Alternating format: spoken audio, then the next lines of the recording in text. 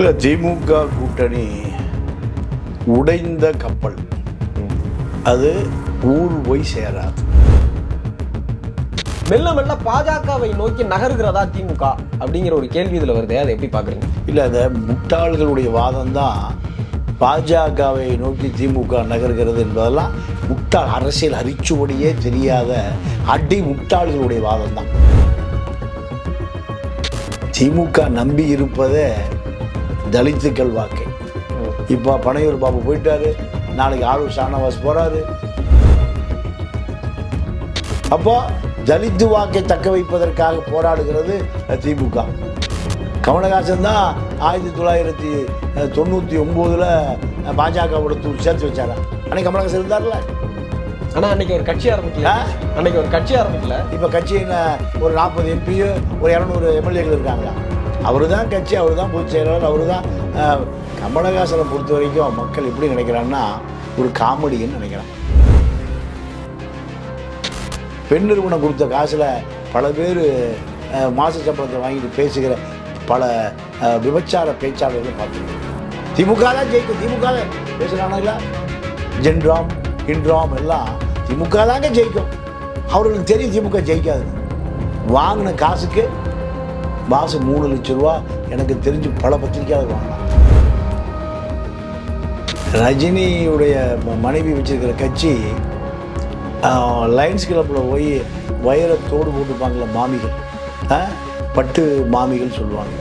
அவங்க 50 பேர் உட்காந்து பஜ்ஜி சுஜ்ஜி சாப்பிட்டு அப்படியே இப்படி கிளம்பி போயிடுவாங்க. அதுதான் கட்சி. திமுக இப்போ களமாட ஆரம்பிச்சிருச்சு. மக்கள் இன்னும் நம்பவே மாட்டான், இந்த காலத்தையும் நம்ப மாட்டான். சமூக வலைதளங்களை கோடிகளை செலவு பண்ணி சமூக வலைதளங்களை விஜயை எதிர்க்கக்கூடிய ஒரு அரசியலை அவங்க தொடர்ந்து பண்ணுறாங்க.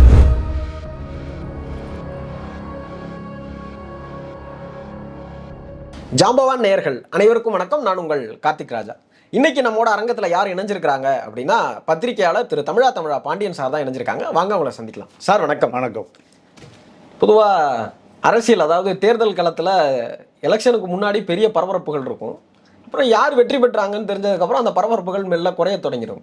ஆனால் தமிழ்நாட்டு அரசியலில் இந்த தேர்தல் ஒரு வித்தியாசமான தேர்தலாக இருந்துச்சு அப்படின்னு தான் சொல்லணும். அரசியல், அதாவது ஆட்சி அமைச்சதுக்கு பிற்பாடு கிட்டத்தட்ட 1 மாதம் ஆயிடுச்சு. பரபரப்புக்கு பஞ்சம் இல்லாமலே இருக்குது அப்படின்னு தான் சொல்லணும்.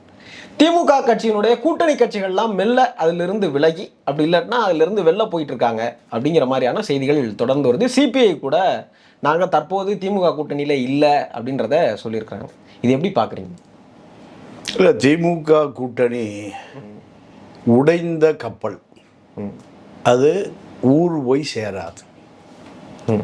இந்த கூட்டணி கட்சிகளான 2 கம்யூனிஸ்டுகள், காங்கிரஸ்,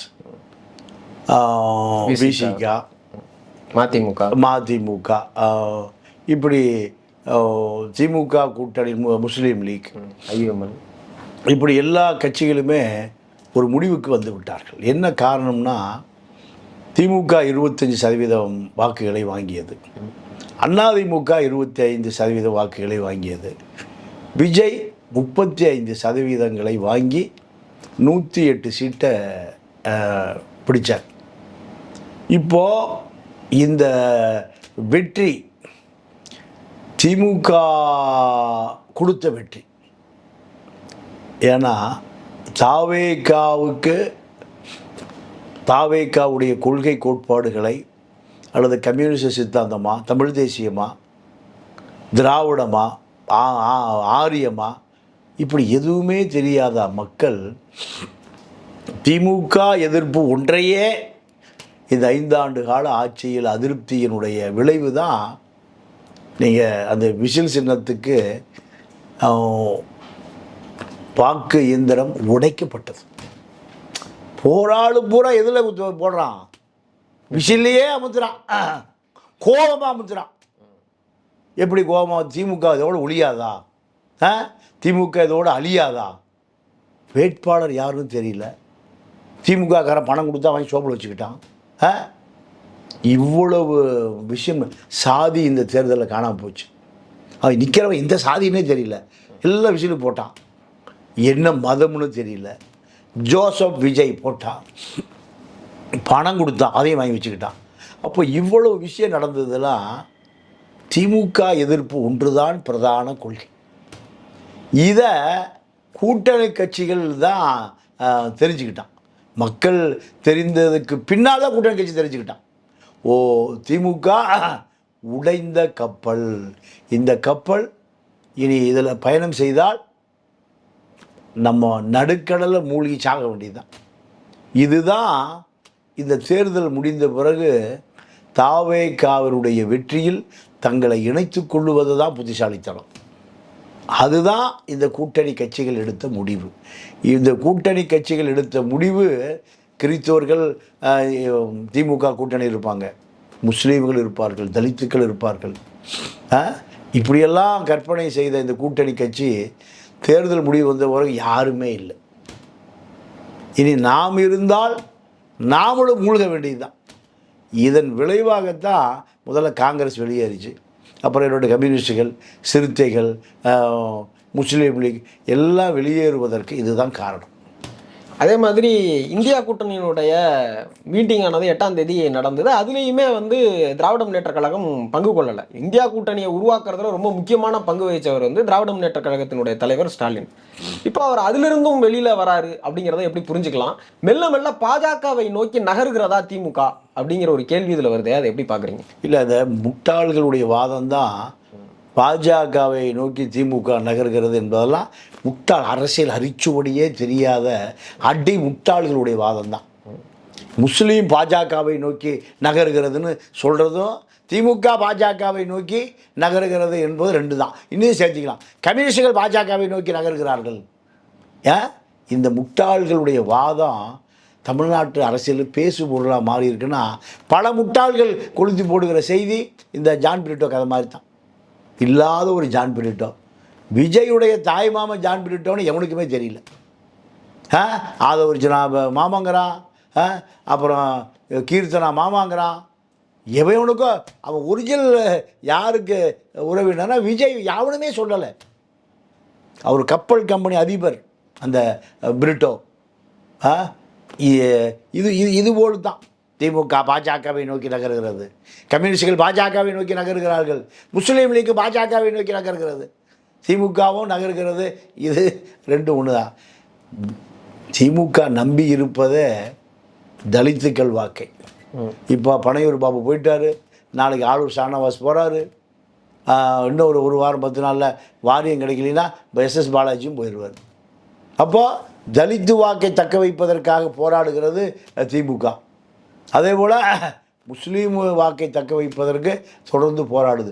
ஆளூர் ஷானவாஸ் இழுக்கிறதுக்கு அதுதான் காரணம். ஆளூர் ஷானவாஸ் பாஜக போவாரா? இல்லை ஆளூர் ஷானவாஸ் சேர்ந்த பிறகு அந்த முஸ்லீம் சமூகம் பூரா பாஜக போகுமா? முட்டாள்கள் நம்மளை எவ்வளோ நேரம் பேச வைக்கிறான் பாரு, அதெல்லாம் வாய்ப்பே இல்லை. இல்லை, இந்த சர்ச்சை எங்கேருந்து தொடங்குது அப்படின்னா, திரு கமலஹாசன் அவர்கள் மக்கள் நீதி மையத்தினுடைய தலைவர் கமலஹாசன் ஒரு பதிவு போடுறாரு. இந்தியாவினுடைய மிக நீண்ட நாள் பிரதமராக இருக்கக்கூடிய நரேந்திர மோடி அவர்களுக்கு வாழ்த்து தெரிவிக்கிறாரு. அந்த வாழ்த்து செய்தியில் இப்படி சொல்கிறாரு, இவ்வளோ பெரிய ஜனநாயக நாட்டில் இவ்வளவு நாள் தொடர்ந்து நீங்கள் பிரதமராக இருக்கீங்க அப்படிங்கிறது போற்றுதலுக்குரியது அப்படின்றாரு. இதற்கு பின்னாடி தான் சமூக வலைதளங்கள் என்ன சொல்லப்படுது அப்படின்னா, கமலஹாசன் தூதுவராக இருந்து திராவிட முன்னேற்ற கழகத்திற்கும் பாஜகவிற்கும் ஒரு தூதுவராக செயல்படுகிறார் அப்படின்ற மாதிரியான வாதங்கள்லாம் இப்போ முன்வைக்கப்படுது. அது எப்படி? அதாவது மறுபடியும் முட்டாள்கள் வாதம் தான் அது. இவ்வளோ பெரிய திமுக கமலஹாசன் தான் தூது விடணுமா? கமலஹாசன் தான் 1999 பாஜகவோட தூது சேர்த்து வச்சாரா? அன்னைக்கு கமலஹாசன் இருந்தார்ல. ஆனால் அன்னைக்கு ஒரு கட்சி ஆரம்பிக்கல. இப்போ கட்சி என்ன, ஒரு 40 எம்பியோ ஒரு 200 எம்எல்ஏக்கள் இருக்காங்களா? அவர் தான் கட்சி, அவர் தான் பொதுச் செயலாளர், அவர் தான். கமலஹாசனை பொறுத்த வரைக்கும் மக்கள் எப்படி நினைக்கிறான்னா, ஒரு காமெடின்னு நினைக்கிறான்.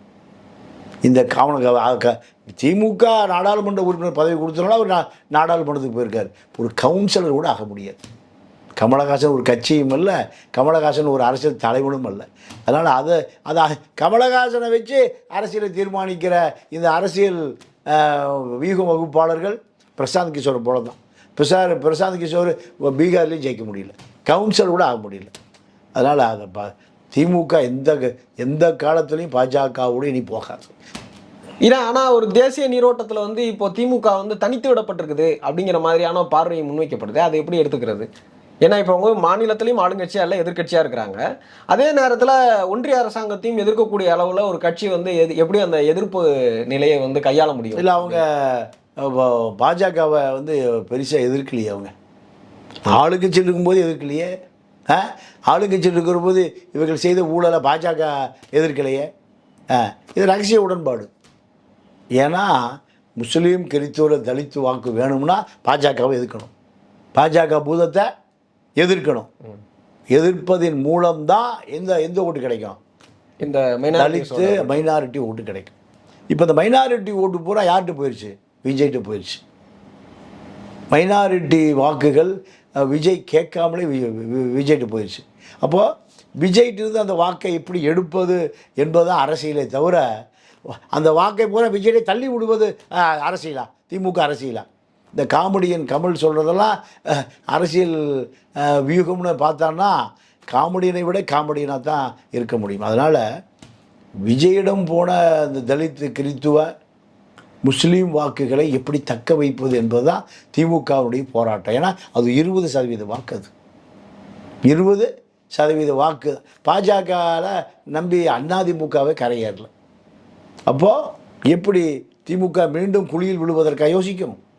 இந்த வியூக வகுப்பாளர் என்று சொல்லுகிற இந்த சமூக வலைதள முட்டாள்கள் எதுவுமே தெரியாது, எந்த ஆதாரங்களும் தெரியாது, எந்த வரலாறும் தெரியாது. ஒரு ஊடகவியலாளர் இருப்பதற்கு 5 வகையான அறிவு வேணும். ஒன்று, அரசியல் தெரிஞ்சிருக்கணும், பூகோளம் தெரிஞ்சிருக்கணும். இரண்டாவது, ஜியோ பாலிட்டிக்ஸ், பூகோள அரசியல் தெரிஞ்சிருக்கணும். மக்களுடைய மனநிலை தெரிஞ்சிருக்கணும். அதை தாண்டி எந்த சார்பு நிலை எடுக்காதவனாக இருக்கணும். இதுதான் உலகத்தில் ஊடகவியலாளர்களுக்கான தகுதி. இங்கே பெண் நிறுவனம் கொடுத்த காசில் பல பேர் மாச சம்பளத்தை வாங்கிட்டு பேசுகிற பல விபச்சார பேச்சாளர்களை பார்த்துருக்கோம். திமுக தான் ஜெயிக்கும், திமுக தான் பேசுகிறானுங்களா? ஜென்ராம் ஹின்ராம் எல்லாம் திமுக தாங்க ஜெயிக்கும். அவர்களுக்கு தெரியும் திமுக ஜெயிக்காதுன்னு. வாங்கின காசுக்கு மாதம் 3 லட்சம் ரூபா எனக்கு தெரிஞ்சு பல பத்திரிக்கையாளர் வாங்கினான் பெண் நிறுவனத்திலிருந்து. பெண் நிறுவனமே 10 லட்ச ரூபா கொடுத்து பல சமூக வலைதள அலுவலகத்தையும் உருவாக்குச்சு. ஆதவர்ஜுனா தமிழ்நாட்டில் இருக்கிற முன்னணி தொலைக்காட்சிகளுக்கு பூரா மொத்த விலை பேசி வச்சுருந்தார். அவர் ஒரு 25 சமூக வலைதளங்களை உருவாக்கி வச்சுருந்தார். இதுதானே அரசியல். இப்போ அண்ணாமலை ஒரு வார் ரூம் உருவாக்க போகிறார். அடுத்து நான் தான் முதலமைச்சர், விஜய்க்கு போட்டி நான் தானே. இப்போ அண்ணாமலை ஒரு சமூக, அப்போ இதெல்லாம் உண்மையா? மக்களை குழப்புவது தான் ஆர்எஸ்எஸ்னுடைய கொள்கை, சனாதன கொள்கை. இப்போ அது மேலும் விரிவுபடுத்தப்பட்டிருக்கு. அதனால தான் 2000-3000 வருஷங்களுக்கு முன்பே திருவள்ளுவர் சொன்னார், எப்பொருள் மெய்ப்பொருள் யாரார் வாய் கேட்பனும் அப்பொருள் மெய்ப்பொருள் காண்பது அறிவு. மெய்ப்பொருளை முதல்ல கண்டுக்கன்னு சொல்கிறார். மெய்ப்பொருள் காண்பது மட்டும்தான் அறிவு. பெரியார் சொல்வார், டேய் நான் சொல்கிறேன்னு நம்பாத, உன்னுடைய பகுத்தறிவுக்கு எது சரின்னு வருதோ அதை ஏற்றுக்கொள். அதை பெரியார் சாக்ரட்டிஸ் அப்படி தான் சொல்கிறார்.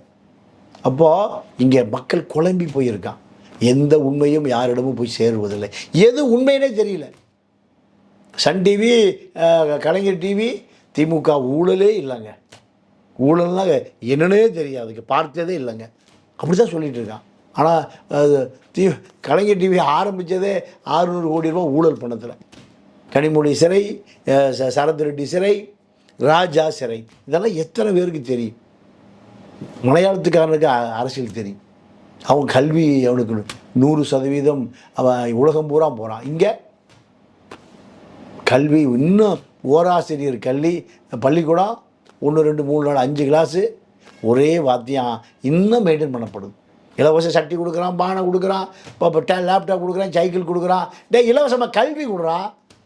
கிராமத்து பள்ளிக்கூடத்தில் ஒரே வாத்தியம், இப்போ 2 வாத்தியம் ஆயிருக்கு. அப்போ மக்களுக்கு எதுவுமே தெரிவதில்லை. கோபம் வருது. கோபம் வந்தால் சினிமா தேட்டரில் போய் விஜயை பிடிச்சி உட்கார வச்சுட்டு போயிடும். அதனால் இந்த சமூக வலைதளங்களோ இந்த கமல் போல காமெடின்னு சொல்லுவதெல்லாம் அரசியலை தீர்மானிக்காது. இல்லை தொடர்ச்சியாக இது எங்கேருந்து பார்க்கப்படுது அப்படின்னா வந்து திரு ரஜினி அவர்கள் வந்து அதிமுகவும் திமுகவும் இணைந்து ஆட்சி அமைப்பதற்கான ஒரு இதை வந்து செஞ்சார் அப்படிங்கிறது தொடர்ச்சியாக பேசப்பட்டது. அப்புறம் ரஜினி அவர்கள் பத்திரிகையாளர் சந்திப்பில் அதை மறுத்தார். அப்புறம் அடுத்ததாக இப்போ சமீபத்தில் நீங்கள் முன்னாடியே குறிப்பிட்ட மாதிரி அண்ணாமலை அவர்கள் வந்து ஒரு இயக்கம் ஆரம்பிக்கிறாரு, ஒரு கட்சி ஆரம்பிக்க போகிறாருன்னும் போது அன்றைக்கு மறுதினமே லதா ரஜினிகாந்த் வந்து ஒரு மன்றம் ஒன்று ஆரம்பிக்கிறாங்க. இப்போ விஜய்க்கு எதிராக வந்து பாஜகவினுடைய பின்புலத்திலிருந்து ஒரு பக்கம் ரஜினி அவர்கள் வந்து வேற மாதிரியான ஒரு நடவடிக்கையும், இப்போ திமுகவினுடைய கூட்டணிக்காக கமல் அவர்கள் இரு பக்கமும் எடுக்கிறாங்க அப்படிங்கிற மாதிரி ஒரு வாதத்தை முன்வைக்கிறாங்க. இது எப்படி புரிஞ்சுக்கிறதுன்னு கேட்டேன். இது வாதமே இல்லை, பித்தம் அது. ம் ரஜினியுடைய மனைவி வச்சிருக்கிற கட்சி லைன்ஸ் கிளப்பில் போய் வைரத்தோடு போட்டுப்பாங்கள மாமிகள், பட்டு மாமிகள் சொல்லுவாங்க. அவங்க 50 பேர் உட்காந்து பஜ்ஜி சுஜ்ஜி சாப்பிட்டு பிஎம்டபிள்யூ கிளம்பி போயிடுவாங்க. அதுதான் கட்சி. அண்ணாமலை கட்சி இங்கே வியாபாரமே ஆகாது. அண்ணாமலை ஆர்எஸ்எஸ்னுடைய மூளையை உடையவர். இந்த தமிழ்நாட்டில் தேசிய கட்சி காங்கிரஸோ அல்லது பாஜகவோ 1977 கதை முடிஞ்சு போச்சு. தேசிய கட்சிகளை குழி தோண்டி புதைத்து விட்டு தான் திராவிட இயக்கம் 75 வருஷமாக ஆட்சி பண்ணுது. இப்போ 75 ஆண்டு கால ஆட்சியும் முடிவுக்கு வந்து விட்டது. விஜய் ஆரம்பித்த கட்சிக்கு பேர் என்ன? தமிழக வெற்றி கழகம். இதில் திராவிடங்கிற பேரே இல்லை. சீமான் ஆரம்பித்த கட்சி நாம் தமிழர் கட்சி. விஜயகாந்த் 2005 ஆரம்பித்தார். தேசிய முற்போக்கு திராவிட அதோடு முடிஞ்சு போச்சு. இனி அண்ணாமலை தேசிய கட்சி தமிழ்நாட்டில் எடுபடாது. விஜயுடைய கட்சி தமிழ் தேசிய கட்சின்னு மக்கள் நம்புகிறான். அங்கே தமிழ் தேசியம் என்னென்னு தெரியாது. தமிழர்களால், நீங்கள் தலித்துக்களால் ஒரு அமைப்பை உருவாக்கப்பட்டது. அந்த அமைப்பு தான் தமிழக வெற்றி கழகம். திராவிட கழகத்துக்கு மாற்றாக மக்கள் அணிதிரள தயாராக இருக்காங்க. இதில் கமல், ரஜினி, அஜித் இதெல்லாம் ஒரு மன்றம் வச்சுக்கலாம். ஆனால் 3 ஆண்டு காலம் 2 ஆண்டு காலம் திமுகவை பலமாக எதிர்ப்பது தான் விஜயினுடைய வேலை. அதுக்கு மூளை ஆதவர்ஜனம். நீங்கள் ரஜினி திமுகவை எதிர்க்க மாட்டார். கமலஹாசன் திமுக அறிவாலயத்திலே துண்டை வச்சு படுத்து கிடக்கிறாரு. இப்போ எப்படி அவர்களுக்கு அரசியல் எதிர்காலம் இருக்கும்? தமிழ்நாட்டில் அரசியல் என்பது திமுக ஊழல்களை மேடைக்கு மேடை பேசுவது தான் அரசியலை. எம்ஜிஆர் அப்படி தான் பேசி முதலமைச்சரானார். ஜெயலலிதா காலம் பூரா பேசிகிட்டு இருந்தது. வைகோ பேசினார், விஜயகாந்த் பேசினார், சீமான் பேசினார். இப்போ யார் பேசுகிறா? விஜய். இதுதான் அரசியலை தவிர இது போன்ற எடுபிடிகள் காமெடியர்கள் கமல், ரஜினி, லதா ரஜினிகாந்த் இதெல்லாம் போகிற போக்கில் பல பேரை சந்திக்கிறோம் ரயில் பயணத்தில். அது உண்டு தானே தவிர இவர்களால் நீங்கள் ஆட்சி அதிகாரமோ குறைஞ்சபட்சம் ஒரு கவுன்சிலரை கூட ஜெயிக்க முடியாது. திமுகவினுடைய அரசியல் எதிர்காலம்ங்கிறதும் இந்த 5 ஆண்டு காலம் அவங்களுடைய அடுத்தடுத்த அரசியல் நகர்வுகள்ங்கிறது எப்படி இருக்கும்னு நினைக்கிறீங்க? இல்லை, திமுக இப்போது களமாட ஆரம்பிச்சிருச்சு. மக்கள் இன்னும் நம்பவே மாட்டான், இந்த காலத்தையும் நம்ப மாட்டான். சமூக வலைதளங்களை கோடிகளை செலவு பண்ணி சமூக வலைதளங்களை விஜயை எதிர்க்கக்கூடிய ஒரு அரசியலை அவங்க தொடர்ந்து பண்ணுறாங்க. அப்படி இந்த சமூக வலைதளங்களில் மறைமுகமாக ஒரு தாக்குதல் நடக்குது. ஒரு அது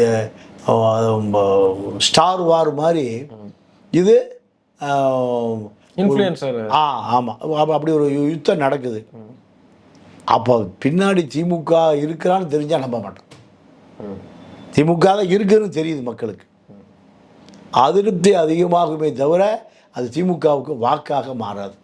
ஏன்னா திமுகவினுடைய பண்ணை அடிமைகளே விசிகாவை போல பண்ணை அடிமைகள், கம்யூனிஸ்ட் பண்ணை அடிமை, காங்கிரஸ் பண்ணை அடிமை, மதிமுக பண்ணை அடிமைகளை இப்போ வெளியேறணும்னு முடிவு பண்ணிட்டோம்.